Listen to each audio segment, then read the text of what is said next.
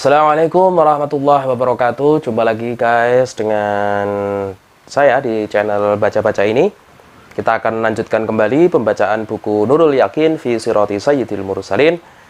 Kali ini kita akan membacakan subpasal tentang tema Isra dan Mi'raj. Kita sudah berada di halaman 115. Isra dan Mi'raj. Sebelum hijrah ke Madinah, Allah Azza wa Jalla telah memuliakan beliau sallallahu alaihi wasallam dengan Isra dan Mi'raj. Isra artinya perjalanan yang dilakukan oleh Rasulullah sallallahu alaihi wasallam pada malam hari dari Makkah ke Baitul Maqdis di Yerusalem dan kembali ke Makkah pada malam itu juga. Adapun Mi'raj artinya dinaikkannya Rasulullah sallallahu alaihi wasallam ke alam langit. Ulama Jumhur Ahlussunnah wal Jamaah berpendapat bahwa hal tersebut dilakukan oleh Rasulullah sallallahu alaihi wasallam beserta jasadnya yang mulia. Aisyah radhiyallahu taala anha melarang mengatakan bahwa Muhammad melihat Robnya. Ia berkata, siapa mengatakan bahwa sesungguhnya Muhammad telah melihat Robnya, maka ia telah membuat kebohongan yang besar terhadap Allah. Mengenai kisah Isra ini telah dijelaskan di dalam Al-Quran, yaitu surat Al-Isra ayat pertama. A'udzu billahi minasyaitonir rajim.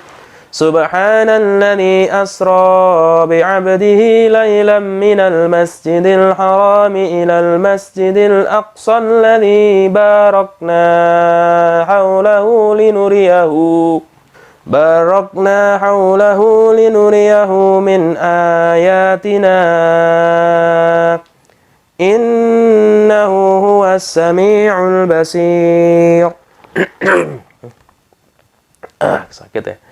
Maha suci Allah yang telah memperjalankan hambanya pada suatu malam dari Masjidil Haram ke Masjidil Aqsa yang telah kami berkahi sekelilingnya agar kami perlihatkan kepadanya sebagian dari tanda-tanda kebesaran kami.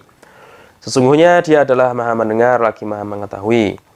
Adapun tentang kisah Al-Mi'raj telah disebutkan secara jelas dalam sebuah hadis sahih yang diriwayatkan oleh Imam Bukhari dan Imam Muslim dari sahabat Anas bin Malik. Selanjutnya hadis ini dinukil dari Al-Qadhi Iyad dalam kitabnya Asy-Syifa dari Anas bin Malik. Ia berkata, Rasulullah SAW bersabda, aku telah didatangi buraq, yaitu seekor binatang yang berwarna putih, lebih besar dari keledai, tetapi lebih kecil dari bighal. Ia merendahkan tubuhnya sehingga perut buraq tersebut mencapai ujungnya. Beliau bersabda lagi, maka aku segera menungganginya sehingga sampai ke Baitul Maqdis. Beliau bersabda lagi, kemudian aku mengikatnya pada tiang masjid sebagaimana yang biasa dilakukan oleh para nabi. Sejurus kemudian aku masuk ke dalam masjid dan mendirikan sholat sebanyak 2 rakaat. Setelah selesai, aku terus keluar. Tiba-tiba aku didatangi oleh Jibril dengan membawa segelas khamr dan segelas susu. Dan aku pun memilih susu.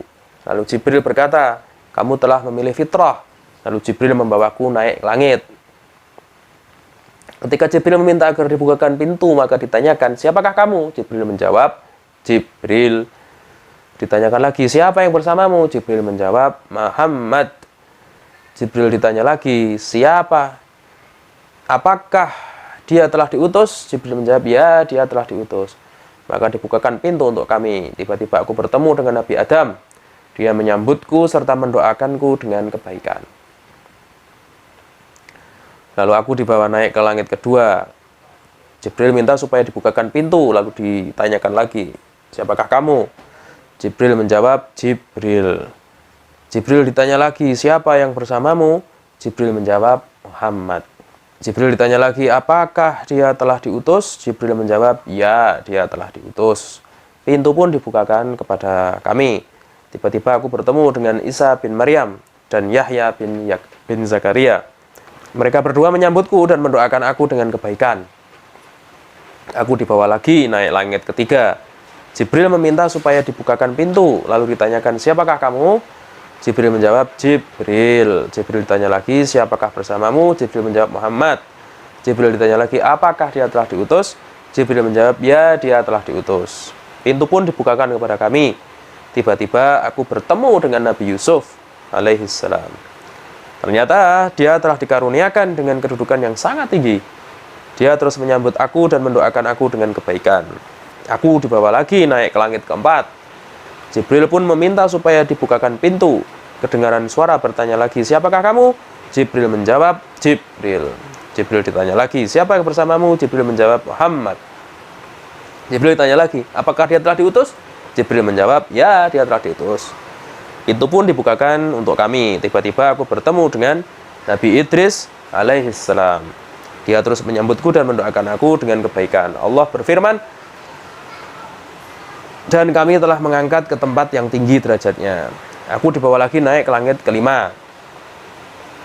Jibril meminta supaya dibukakan pintu. Kedengaran suara bertanya lagi, siapakah kamu? Jibril menjawab, Jibril. Jibril ditanya lagi, siapa yang bersamamu? Jibril menjawab, Muhammad.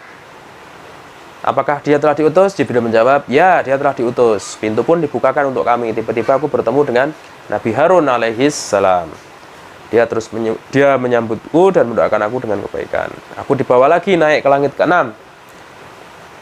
Jibril meminta supaya dibukakan pintu. Kedengaran suara bertanya, siapakah kamu? Jibril menjawab, Jibril.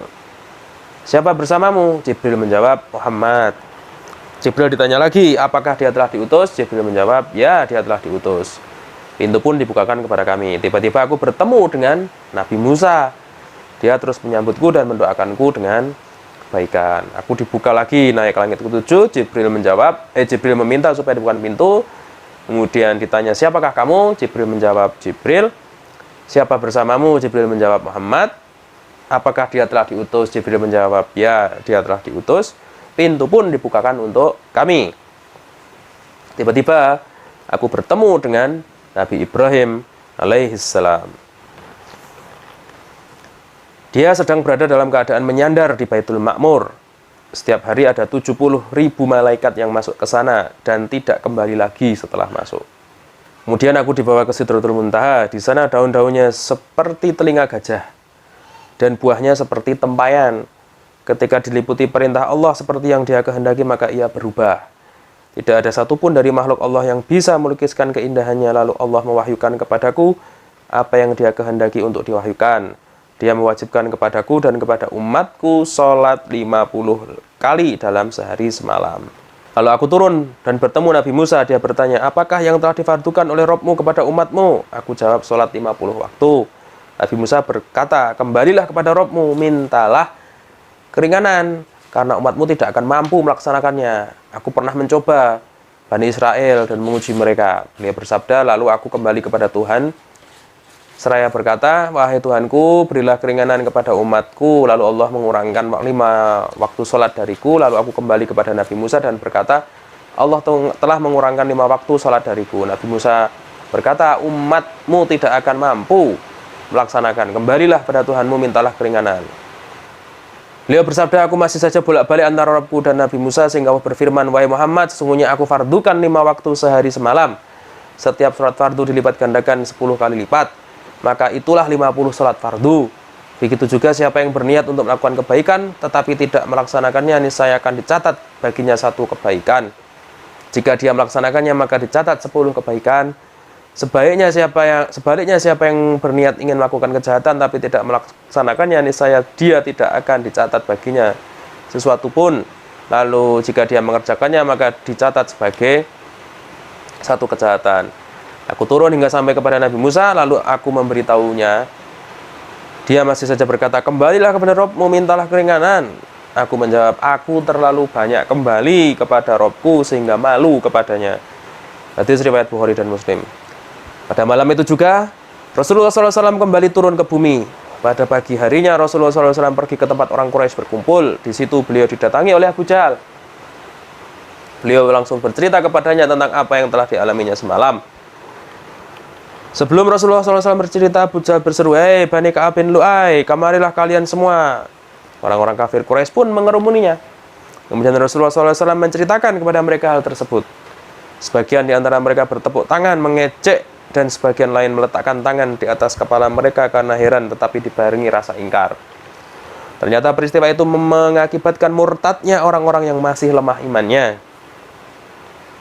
Selanjutnya orang-orang bergegas menemui Abu Bakar, tapi Abu Bakar berkata kepada mereka, jika benar Rasulullah mengatakan hal tersebut, maka apa yang dikatakannya itu pasti benar. Mereka bertanya, Apakah kamu percaya pada cerita itu? Abu Bakar menjawab, sungguh aku percaya kepadanya lebih jauh daripada itu. Sejak saat itu Abu Bakar dijuluki As-Siddiq, orang yang membenarkan. Kemudian orang-orang kafir mulai menguji kebenaran cerita Rasulullah itu. Mereka menanyakan bentuk Baitul Maqdis. Pada saat itu di antara mereka ada beberapa orang yang telah melihat Baitul Maqdis. Adapun Rasulullah SAW belum pernah melihatnya. Sebelum peristiwa Isra dan Mi'raj itu, Allah Azza wa Jalla menampakkan Baitul Maqdis kepada beliau sehingga mampu menggambarkan kepada mereka pintu demi pintu dan tempat demi tempat. Mereka berkata mengenai bentuknya memang benar. Sekarang coba engkau beritahukan kepada kami mengenai iring-iringan kafilah kami. Memang iring-iringan kafilah mereka saat itu sedang dalam perjalanan kembali dari negeri Syam. Selanjutnya Rasulullah SAW memberitahukan kepada mereka tentang jumlah unta yang dipakai dan juga mengenai keadaannya. Kemudian ia mengatakan bahwa mereka akan datang pada hari Anu bersamaan dengan terbitnya matahari pada hari tersebut. Sedangkan yang berada paling depan adalah unta yang paling muda. Pada hari yang diisyaratkan oleh Rasulullah itu, mereka keluar menuju lembah. Lalu seseorang dari mereka berkata, demi Allah memang benar, sekarang matahari telah terbit. Sementara orang lainnya mengatakan, demi Allah coba lihat iring-iringan itu, kita telah datang dan yang paling depan adalah unta yang paling muda, persis seperti yang diberitakan oleh Muhammad. Namun kenyataan tersebut hanyalah membuat mereka semakin ingkar dan besar kepala, sehingga mereka mengatakan ini adalah sihir yang nyata. Dan pada pagi hari setelah Isra Mi'raj, setelah pagi harinya, setelah malam Isra, malaikat Jibril datang mengajarkan tata cara salat dan waktu-waktunya kepada Rasulullah SAW. Ya, salat 2 rakaat jika terbit fajar, 4 rakaat pada waktu matahari tergelincir sedikit dari tengah. 4 rakaat lagi di saat bayangan benda mencapai 2 kali lipatnya, 3 rakaat pada waktu matahari tenggelam, 4 rakaat lagi ketika mega merah mulai hilang. Sebelum disyariatkan sholat 5 waktu, beliau salat 2 rakaat pada pagi hari dan 2 rakaat pada sore harinya sebagaimana dikerjakan oleh Nabi Ibrahim alaihissalam. Untuk pertemuan pembacaan buku hari ini, pada kesempatan kali ini kita cukupkan sekian dulu ya guys. Kita akan lanjutkan pada pertemuan yang akan datang. Jangan lupa untuk tetap stay tune di channel ini untuk mendapatkan kisah-kisah sejarah Nabi Muhammad SAW. Dan jangan lupa untuk subscribe channel ini, berikan masukan dalam kolom komentar. Jangan lupa untuk share ke teman, kerabat, atau saudara-saudara kalian. Dari saya cukup sekian dulu. Sampai jumpa di kesempatan yang akan datang. Wassalamualaikum warahmatullahi wabarakatuh. Stay tune di channel ini dan jangan lupa subscribe serta nyalakan loncengnya.